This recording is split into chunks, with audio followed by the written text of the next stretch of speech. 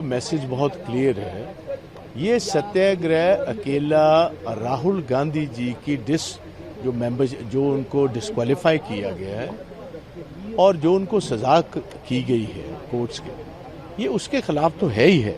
मगर सबसे बड़ा सवाल है कि डॉक्टर BR अम्बेडकर साहब ने जो इस महान देश को कॉन्स्टिट्यूशन जो हमारी बनाई थी, आज कॉन्स्टिट्यूशन इज अंडर थ्रेट। ये एक बात आप सीरियसली सोच लीजिए। 24 के बाद अगर ये लोग जीते हैं, भाजपा जीती है, तो चेहरा मोहरा हिंदुस्तान का अलग होगा। जो डेमोक्रेसी एक फ्री आजादाना हमारी स्पीच थी, या जो भी हम जिस मर्जी को वोट डाल सकते थे, जिस मर्जी को जिता सकते थे, जिसको मर्जी रिजेक्ट कर सकते, वो दिन फिर बिल्कुल दूर हो जाएगा। आज सारी ऑपोजिशन पार्टीज को इकट्ठे होने की जरूरत है। ये आज तो ये इन्होंने वाटर टेस्टिंग कर रहे हैं। राहुल गांधी जी को जो मेन ऑपोजिशन पार्टी हिंदुस्तान की, उसके नंबर 1 लीडर को डिस्क्वालीफाई इमीडिएटली कर उन्होंने टेस्ट कर रहे हैं वोटर्स को। क्या हिंदुस्तान के लोग इस फैसले के खिलाफ खड़े होते हैं? क्या ऑपोजिशन पार्टियां अपने छोटे के इंटरेस्ट को छोड़कर क्या देश का बड़ा इंटरेस्ट देखना चाहती है? क्योंकि आज कॉन्स्टिट्यूशन डेमोक्रेसी को बचाने की जरूरत है। हम वेलकम करते हैं बहुत सारी पॉलिटिकल जमातें जो हमारे साथ सहमत भी नहीं थी, उन सभी ने भी राहुल गांधी के साथ जो कुछ हुआ है, क्योंकि वो सवाल पूछ रहे थे अडानी को, गवर्नमेंट को कटहरे में खड़ा कर रखा था, हिंदुस्तान का पैसा जो लूटा गया था उसके बारे में सवाल पूछ रहे थे। उसकी शेल कंपनीज में ये 20,000 करोड़ किसका है, इसकी JPC जॉइंट पार्लियामेंट्री कमेटी बिठाई है, और पहली दफा नहीं बैठी, कई बैठी, और इसमें भी बुनियादी एडवांटेज गवर्नमेंट को होता है क्योंकि मेजॉरिटी मेंबर्स इनके।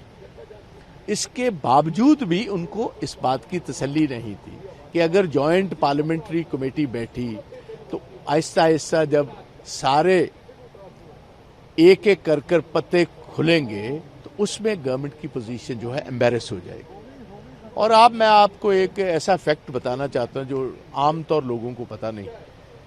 हिंदुस्तान की लोकसभा में 542 मेंबर हैं, 542, 160 according to their election affidavits, उन पर हीनियस क्राइम्स है, मर्डर, किडनैपिंग, एक्सटॉर्शन, बहुत सारी और ऐसी दफा हैं जो जिनको हीनियस माना जाता है, जो 10 साल से ऊपर सजा होती है IPC की। और अभी तक एक भी स्पीकर साहब को या गवर्नमेंट ऑफ इंडिया को या इलेक्शन कमीशन को या हमारे जुडिशियल सिस्टम का एक भी आदमी ऐसा नहीं आप ढूंढ पाए, या जितनी आपने इसमें जल्दी दिखाई है, क्या आप उन केसेस में जल्दी दिखाते हमारी डेमोक्रेसी के लिए भी एक अच्छी बात होती। क्रिमिनल एलिमेंट्स अगर हिंदुस्तान की पार्लियामेंट में घुसे हुए हैं खुद के एफिडेविट के, आप उन केसेस को तो नजरअंदाज कर रहे हैं। और एक व्यक्ति जिन्होंने को 2-3 आदमियों का नाम लिया, देखो सबसे पहले तो जुरिस्डिक्शन की बात तो हुई कोलार में, कर्नाटका में। गुजरात में जुरिस्डिक्शन कैसे बनी जी इस बात की?